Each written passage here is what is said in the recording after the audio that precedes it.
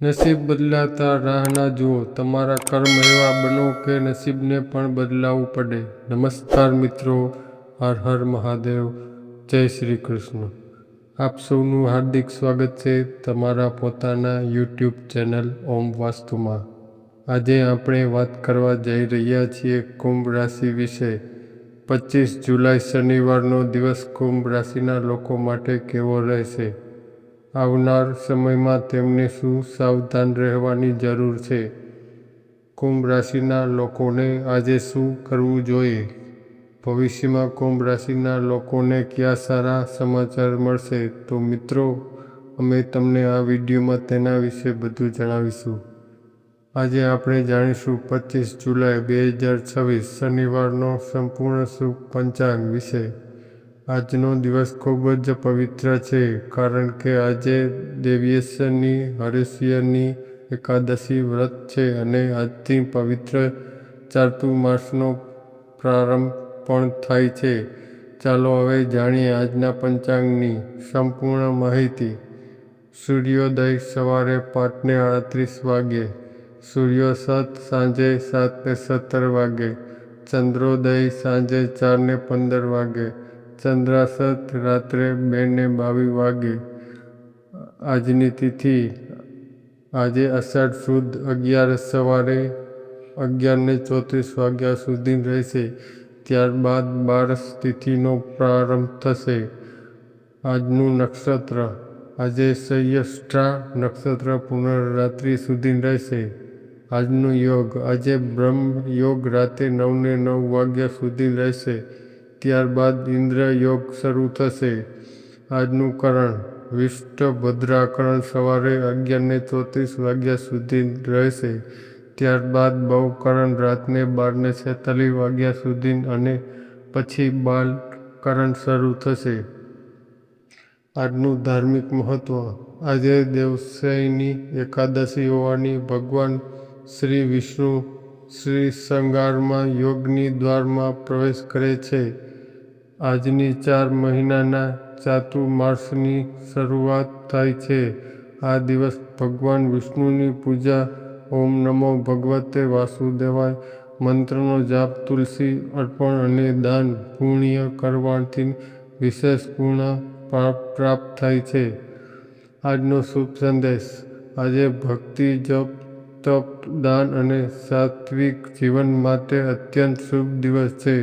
કોઈપણ સારા કાર્યની શરૂઆત ભગવાન વિષ્ણુના આશીર્વાદ લઈને કરશો તો સફળતા માર્ગ ખુલશે. આચાર્ય ચાણક્ય કહે છે, જે વ્યક્તિ પોતાના મન, વાણી અને કર્મ પર નિયંત્રણ રાખે છે તે દુનિયાને સૌથી મોટી જીત મેળવી શકે છે. કારણ કે સાચો વિજય બીજાને હરાવવામાં નહીં પરંતુ પોતાને જીતવામાં છે.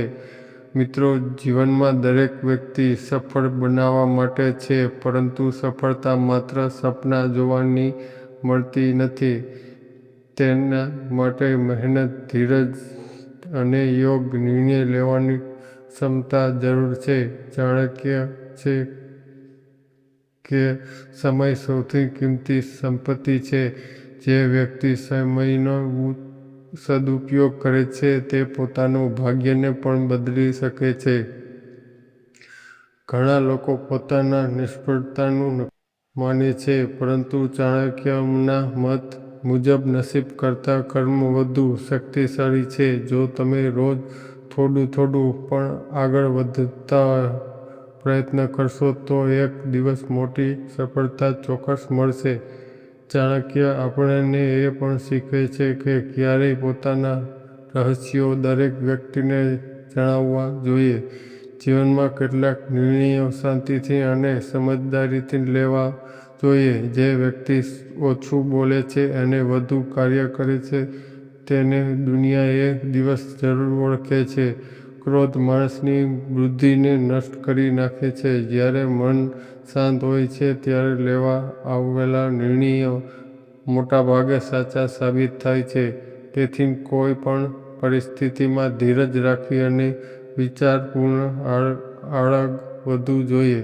આચાર્ય ચાણક્ય કહે છે કે સારા મિત્રો, સારા વિચારો અને સારા સકારાત્મક જીવનની સૌથી મોટી સંપત્તિ છે. પૈસા આજે છે અને કાલે પણ હોય, પરંતુ સારો ચારિત્ર્ય અને સારો કર્મ માણસને આખું જીવન માન સન્માન અપાવે છે. યાદ રાખો, દરેક સવારની શરૂઆતનો સંદેશ લઈને આવે છે. ગઈકાલની ભૂલમાંથી શીખો, આજનો દિવસ મહેનતથી જીવો અને આવતીકાલે વધુ સુંદર બનાવો. સંકલ્પ લો. આજે આપણે જાણીશું 25 જુલાઈ 2026ના રોજ કુંભ રાશિના લોકો માટે દિવસ કેવો રહેશે, શું મળશે, શું સમાચાર, કઈ બાબતમાં સાવચેતી રાખવી અને કેવી રીતે દિવસને વધુ સફળ બનાવી શકાય. વાત કરીએ આજના પોઝિટિવની. આજે તમારા જીવનમાં કેટલીક ખાસ વ્યક્તિઓ સાથે મુલાકાત થવાની શક્યતા છે. આ મુલાકાત ભવિષ્યમાં તમારા માટે નવી તકોના દરવાજા ખોલી શકે છે. તમારો આત્મવિશ્વાસ અને મજબૂત મનોબળ તમને નવી સ્ફૂર્તિ અપાવશે. ઘણા સમયથી અટવાયેલું કાર્ય પૂર્ણ થઈ શકે છે, જેના કારણે મનમાં આનંદ અને સંતોષ રહેશે. જો તમે બાળક સાથે સમય પસાર કરો છો અને તેમના અભ્યાસ કે અન્ય કામમાં મદદ કરશો, તો તેમના મનમાં સુરક્ષાની લાગણી વધશે. પરિવાર સાથે વિચાર વિમર્શ અને ખુલ્લી વાતચીત કરવાની નવી દિશા અને સારા નિર્ણયો મળશે. સમાજમાં પણ તમારું માન સન્માન વધશે. વાત કરીએ નેગેટિવની. યુવાનો માટે આજે ખાસ સાવચેતી રાખવાનો દિવસ છે. કોઈ ખોટી સંગત અથવા ગેરપ્રવૃત્તિ તમારી સામાજિક પ્રતિષ્ઠાને નુકસાન પહોંચાડી શકે છે. પડોશીઓ અથવા આસપાસના લોકો માટે મતભેદ ન થાય તેવું ધ્યાન રાખો. બીજું, જરૂર કામમાં સમય બગાડવાને બદલે મહત્વના કાર્યો પર ધ્યાન આપો. આજે કોઈ પણ પ્રકારની ઉધારી, નાણાંની લેવડદેવડ અથવા રોકાણ કરવાનું ટાળો, કારણ કે તેમાં નુકસાન થવાની શક્યતા છે. વાત કરીએ વ્યવસાય અને કરિયર. જો તમારા વ્યવસાય સાથે જોડાયેલા કોઈ સરકારી કામ લાંબા સમયથી અટવાયેલું હોય, તો આજે તેમાં સકારાત્મક પ્રગતિ થઈ શકે છે. વેપારીઓ મોટા ઓર્ડરને મળવાની શક્યતા છે, પરંતુ શરૂઆતમાં વધારે નફાની અપેક્ષા રાખવી જોઈએ નહીં. બંને કોઈ વ્યક્તિ દ્વારા છેતરપિંડી થવાની શક્યતા છે.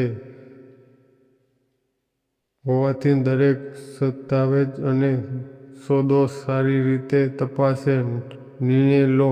માર્કેટિંગ, નવા ગ્રાહકો અને વ્યવસાયિક પ્રચાર પર ખાસ ધ્યાન આપશો તો ભવિષ્યમાં સારો લાભ મળશે.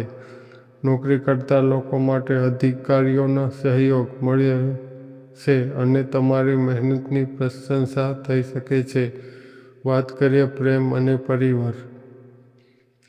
પરિવારમાં ખુશી અને શાંતિનું વાતાવરણ રહેશે.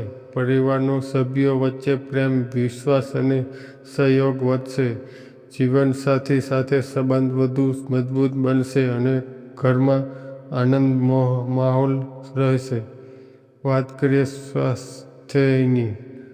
મોસમમાં થતા બદલાવને કારણે સ્વાસ્થ્ય થોડું નબળું રહી શકે છે. તેથી બહારનું જંક ફૂડ ટાળો અને પૌષ્ટિક આહાર લો.